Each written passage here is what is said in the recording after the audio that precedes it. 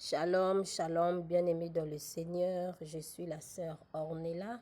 Je viens vous annoncer le message que j'ai reçu le samedi 28 septembre 2024 quand je faisais la prière matinale. Prions. Seigneur Dieu Tout-Puissant, mon âme te bénit, mon âme te rend grâce parce que tu es Dieu. Gloire à toi, ô Créateur du ciel et de la terre. Merci pour le souffle de vie que tu m'as donné, Seigneur. Merci parce que tu as protégé, tu as gardé ma famille. Merci, ô Papa. Je m'abandonne à toi, ô Yehoshua HaMashiach. Prends le contrôle de ma bouche, que je n'ajoute rien venant de moi. Mais toi-même, le Saint-Esprit, tu prennes contrôle. Que la chair se taise en moi, ô Yahweh. Que tu prennes contrôle de ma bouche et des paroles qui vont sortir de ma bouche, Seigneur. Que ton nom soit glorifié. Bien-aimé dans le Seigneur, donc comme je disais, le samedi, j'ai reçu un message sur l'église. Donc quand je priais, le Seigneur a commencé à me parler sur l'église. Il m'a dit, écris. J'ai pris mon stylo, j'ai commencé à écrire. Il m'a dit, l'église est malade. Après, j'ai demandé, mais comment ça l'église est malade? Il a mis dans ma pensée ce que j'ai vécu il y a, je peux dire, 17 ans ou 18 ans passés. Qu'est-ce qui s'est passé, bien-aimé dans le Seigneur? Je me souviens bien, ce jour-là, j'étais à l'église parce que mon papa est pasteur, donc je priais dans son église. Et donc, j'étais à l'église et il y avait un séminaire, on avait appelé un pasteur qui était invité comme prédicateur. Donc, ce pasteur a prêché. Après avoir prêché, il a commencé à prier pour les gens, pour les malades. Arrivé devant moi, il a prié pour moi. Je peux vous dire, juste quelques secondes, bien-aimés. La prière n'a pas vraiment mis du temps. Mais quelques secondes là, quelques minutes là qu'il a prié pour moi, bien-aimé dans le Seigneur, il y a quelque chose qui s'est passé automatiquement. J'ai senti quelque chose qui était de mon ventre et commençait à monter. Ça montait, ça montait, ça montait. Ça s'est arrêté sur mon cou. Et il a arrêté la prière vu qu'il y avait beaucoup de gens. Donc, il fallait aller vite avec la prière. Et à la fin du culte, je suis partie voir l'homme de Dieu, le pasteur. Je lui ai expliqué ce qui s'est passé. Il m'a dit, d'accord ma fille, j'ai compris. Je veux te confier à un serviteur et il va prier pour toi. Et à la fin, il m'a confié sur ce serviteur-là. Je lui ai expliqué ce que je ressentais. Cette même nuit-là, je me souviens, on avait prié. Et après, il m'a dit, on va poursuivre avec la prière, mais malheureusement, on n'avait plus continué. Donc, j'ai passé au moins 1 à 2 semaines. J'étais vraiment mal à l'aise. Je sentais que j'avais quelque chose de gros dans ma gorge.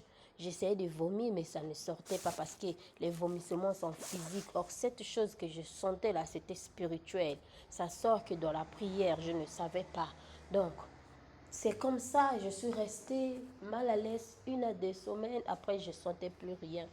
Quelques années plus tard, je peux dire après 10 ans, 10 à 12 ans, je suis rentrée en prière. Cela s'est passé ici en Europe. Donc, ce que j'ai ressenti là, c'était en Afrique, à l'église. Et ici en Europe, ça fait, je crois, 4 ans de cela. Oui, 4 à 5 ans, j'étais dans ma chambre, je priais. Donc ici, comme je ne vais pas à l'église, je prie seulement à la maison. Je priais, j'étais rentrée en jeûne de 3 jours. Je vous dis cela, c'est le Seigneur qui m'a mis cela dans ma pensée pour que je puisse raconter cela. Et actuellement, ce témoignage correspond au thème que le Seigneur m'a donné sur l'église qui est malade. Donc, quand j'étais en jeûne dans ma chambre, je priais. Je me souviens, le 3e jour du jeûne, le Seigneur m'a dit de ne pas manger. Le Saint-Esprit m'a dit, ne mange pas, finis ce jeûne à jeun. Et ce 3e jour, j'ai ressenti ce que j'avais ressenti il y a des années passées.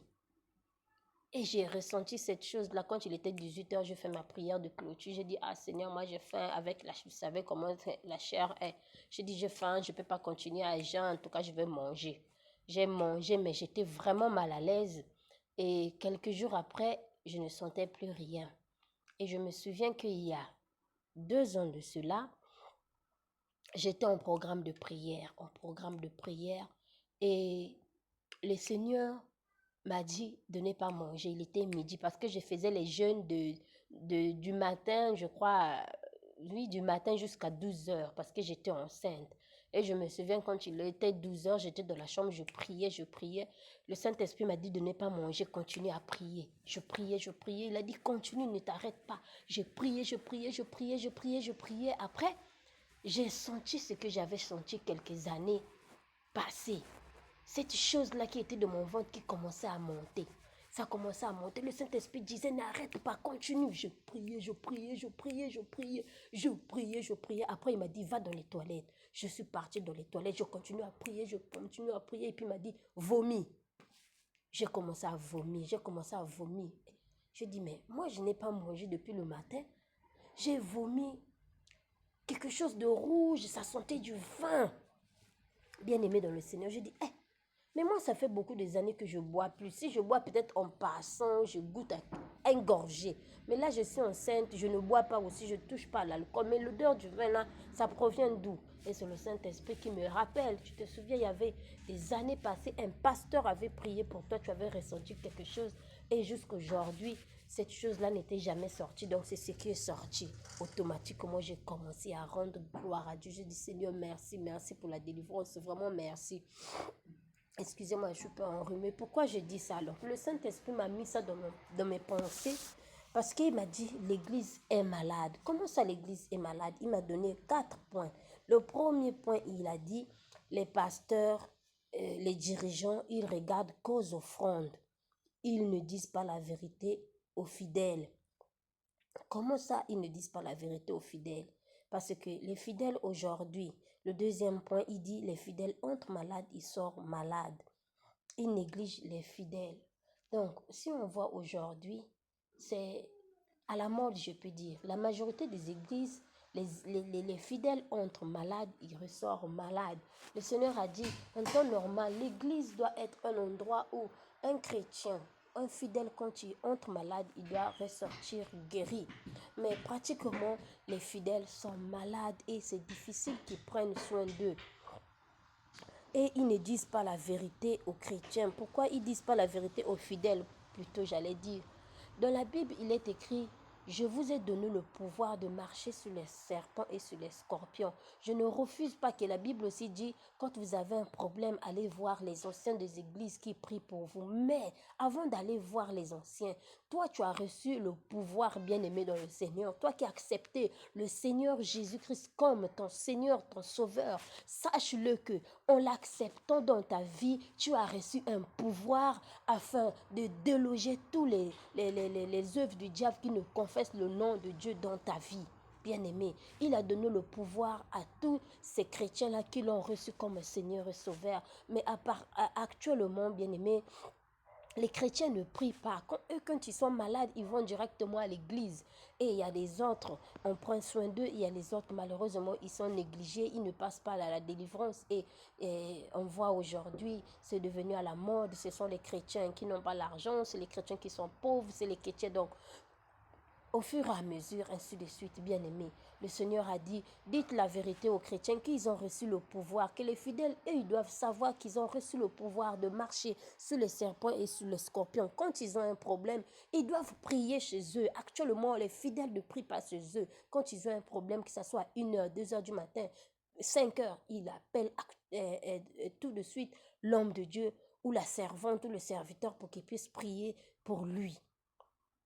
Donc, bien aimé, le troisième point, il me dit, ils ne prennent pas soin des orphelins. En temps normal, dans les églises, il doit avoir un département qu'on appelle le social qui s'occupe spécialement des orphelins et des veuves. Mais malheureusement, ce n'est pas ce qui se passe dans les églises. On peut dire sur 100%, on peut dire à peine 3 ou 5% qui prennent soin des orphelins et des veuves. Les orphelins et les veuves, ils sont abandonnés à eux-mêmes. Dans les églises, il y a maintenant des camps. Il y a des camps pour les riches, il y a des camps pour les pauvres. Tu vois, ceux-là sont riches. Les gens tremblent pour eux parce qu'ils savent que quand je vais appeler, je vais dire j'ai un ordonnance, j'ai besoin d'argent, un tel va envoyer. Mais toi qui n'as pas d'argent, l'argent, qui va te regarder. On sait que toi, tu es pauvre. Même les offrandes, tu ne donnes pas. Donc, personne ne s'occupe de toi. L'Éternel a dit non, c'est pas comme ça. Dans l'église, tout le monde doit être égaux. Tout le monde doit être égal. Que tu sois riche, que tu sois pauvre. Nous tous, nous sommes pareils dans le Seigneur. Nous sommes un. Dans le Seigneur, il n'y a pas la différence que celui-là est riche, celui-là est pauvre, bien-aimé.